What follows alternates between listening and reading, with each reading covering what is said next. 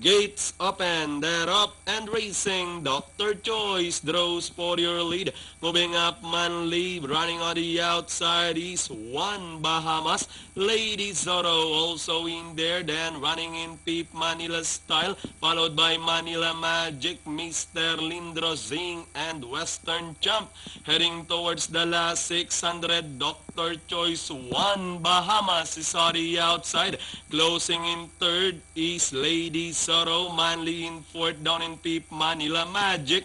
As they turn for home, Dr. Choice is still leading the field, running on the outside. One Bahamas is sneaking in, down on the inside is Lady Sorrow. With the last 200 meters more to run, Dr. Choice still leading the field. Lady Sorrow, One Bahamas moving up on the outside in between runners, Manila Magic. But Dr. Choice is still giving plenty. And finally, Dr. Choice, One Bahamas, Manila Magic, Lady Sorrow, Manly. Then comes Mr. Lindros.